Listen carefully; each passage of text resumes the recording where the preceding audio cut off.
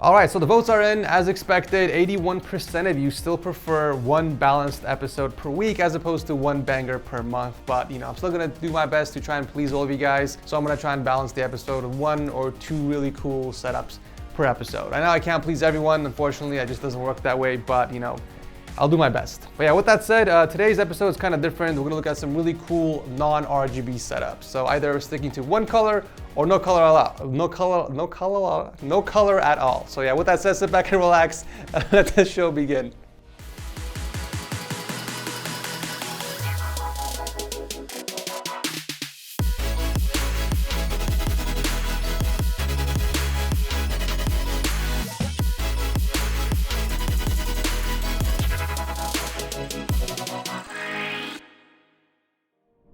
TechSource Season 6 mousepads are officially here. If you guys want to snag one, make sure to visit dealsource.tech/store or just click the link below. Kicking off the episode is a dope Stormtrooper inspired gaming setup. We got that beautiful contrast between the white on black, which is pretty much a staple for any Stormtrooper themed setup. By the way, the lighting in the PC and the back of the desk is actually white, but it's showing up as blue on the camera because the white balance is off. Anthony did not list his occupation, but this is where he works from home and games on his spare time. It must be nice working from home. You can pretty much clock out of work and transition over to gaming instantly. The setup is built on a giant Lag Captain tabletop with a bunch of OLED legs underneath for support, but for storage he did pick up 2 additional Alex units that he kept on the sides. I do have to agree with the location of the Alex units on the outside of the desk instead of underneath. Even though he has a space to put it underneath, he left it on the outside to essentially expand the surface area to store extra items like his PC on one side and his PS5 on the other. We got dual 24-inch Asus monitors hooked up to a single mount, and below that he's rocking a Razer Huntsman Mini with the Razer Viper mouse. I think if you combine the keyboard and mousepad cable together, it would have looked a little bit cleaner, but everything else is organized nicely. I do love what he did with his speakers. He installed 2 small shelves against the wall to hold them up. Now, did he really need to, considering he has plenty of space on the sides? Obviously not, but this does free up more real estate on the desk for other things like his Star Wars collectibles. For anyone watching that has a setup where you just don't have any extra space for speakers either on the sides or the bottom, consider mounting them on the top if you do have the extra space for it. Not only are they off the table, but they're also at ear level. I'll drop a link below to a few shelves I recommend picking up depending on your speaker size if anyone is interested. Now, aside from the speakers, he does have a pair of headphones that he puts on for gaming with a dedicated mic setup as well in the middle. Anthony's definitely not afraid to show off his love for Star Wars. We got various collectibles and props displayed across the setup, including 2 lightsabers up top. This does not count towards the RGB, by the way. My favorite, however, is the Star Wars Funko Pop collection on the right side. Personally, I would have added a small LED strip inside on the top just so they're nicely lit at night. I think that will look pretty cool.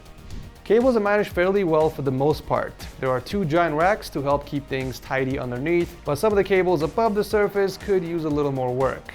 For example, the cable from the Millennium Falcon sticks out quite a bit from this angle. However, I do admire the dedication to the color scheme. Everything in the setup is either white or black, even the parts inside his custom PC. We got white cable extensions with custom SSD covers and a little Stormtrooper Funko Pop in here as well. When he's not gaming on his PC, he switches over to his PS5 on the other side and sometimes even plays on the Oculus 2 for some variety. But yeah, overall, another really cool Stormtrooper themed setup. Thank you, Anthony, for sharing this with us. I know I'm not supposed to pick favorites on the show, but this setup definitely stands out to me the most. It's the black theme in combination with minimalism that got me. Jesse is a programming student from Finland who built this setup in just 1 week for gaming, schoolwork, and listening to music. He's rocking a 34-inch ultrawide as the main and a secondary 15-inch portable monitor on the bottom. The 15-inch displays are always a great choice for situations where you need an extra monitor but you don't have the space for one, and I feel like they are often overlooked because of their size. You guys would be surprised how useful these really are. I always say it's not about the size, but how you use it that matters. The setup is so minimal it doesn't even have speakers, so he relies on the DT990 Pros for all the audio. One thing I would recommend picking up eventually would be a nice little boom arm for your Blue Yeti mic, just so it's not at an uncomfortable angle. For peripherals, he's using a custom KBD67 Lite keyboard with a Razer Naga Pro mouse. Sick keycaps, by the way. I love how the left shift key is just casually flipping you off. That's pretty cool. Cables are managed really well underneath the desk, and I see that you even got a cable vertebrae, but why not go with a black one so it blends in better with the rest of the setup? I feel like there's hardly any white in your setup, so it's a very interesting choice. I do like the location of the audio interfaces though. You kept them off the desk to stay consistent with the minimal theme, and +1 on that interesting pencil drawer. Now the PC that's powering the setup is very cool, and I've had my eye on it the entire time. I'm getting a lot of Motif Monument vibes with this case. In fact, I did a build on it many centuries ago, and I'll never forget it. It's one of those memorable cases for sure. But this one is called the Hydra Mini, and it's basically the same style open-air minimalistic frame as the Motif. I think it's safe to say it got inspiration from the original case. I definitely do think that the build needs some nice custom cables and a smaller GPU so it doesn't stick out like that. I think these types of cases are designed specifically for single fan GPUs, but the build is super clean nonetheless, and I'm in love with the all black color scheme for sure. If it wasn't for a few interesting choices, I would say this is easily in my top 5 minimalistic setups featured on the show ever. But still a kick-ass setup nonetheless. Jesse, thank you for sharing this with us.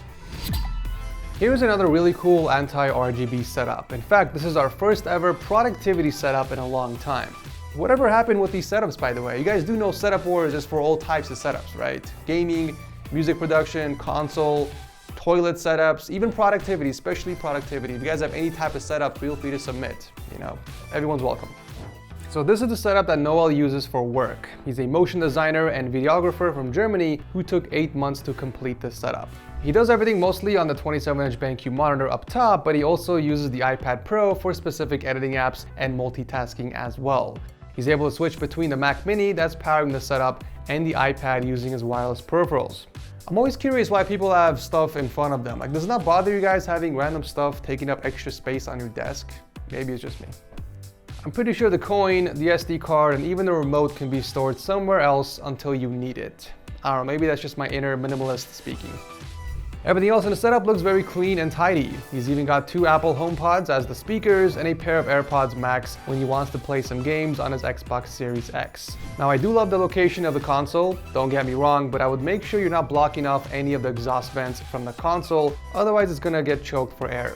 Other than that, I do like the way you decorated the setup. Lots of warm lighting with greenery, definitely feeling those cozy vibes, and this was all done without a single source of RGB lighting. Nicely done, and thank you for entering.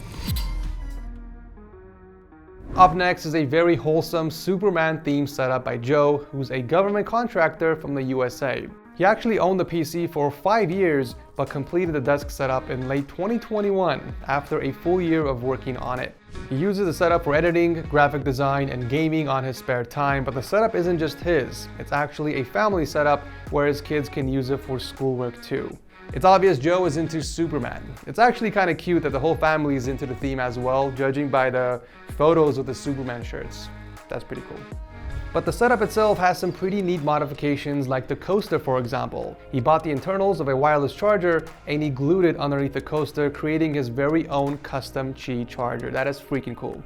Below that is a Superman logo, and then we have his peripherals. A slightly modded Atco keyboard paired with a Logitech G703 mouse, and a nice wrist rest to match the wooden accents from the speakers and the table. Speaking of the table, I do love the floating desk look, and I got a feeling you did that intentionally because, well, you know, the Superman theme.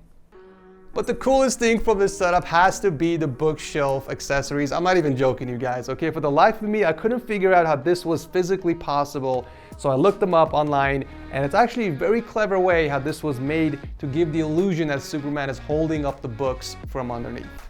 Same thing for the bookend up top. I think it's very clever adding these little decorative pieces. It just further contributes to the Superman theme without being overdone. I'm also very impressed with the cable management. There are 2 cable racks sandwiching a cable box that's flipped upside down, but he ended up using Velcro so that the lid stays closed. And this way he can still open it if he needs to. A very smart mod for a cable box. He also hooked up a controller stand and a few drawers since the setup is lacking any storage. Finally, the PC powering the setup is also a Superman themed. No surprise here. It's a 5-year-old system, but it's still alive and kicking with a 6800K and a GTX 1070.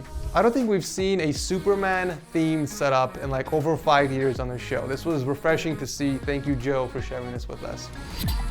And at number 5 is Yasser coming all the way from the UK with the final cozy setup of the episode. We got the usual IKEA countertop with Alex unit combo with some greenery. The setup is used for gaming and productivity and took only 3 months to complete. He's got dual 27-inch monitors hooked up to the desk. However, a portion of the speakers are being blocked off sadly. If you notice this affecting your sound quality in any way, you can do what Joe did from the last setup. Just flip the speakers on the sides and use some stands underneath. Aside from the speakers, he does own a pair of Razer Hammerheads and a dedicated Siren X microphone, which he switches to when gaming. And then we got the Peripherals, a camo keyboard with a G Pro X mouse. Lots of Velcro was used to keep the cables behind the monitors from flaring up, and they all channeled through a raceway into the back of the PC.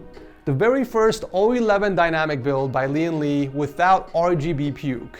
This guy's rocking those beautiful uni fans, and he's got the lighting set to off. Like, this has to be a crime, right?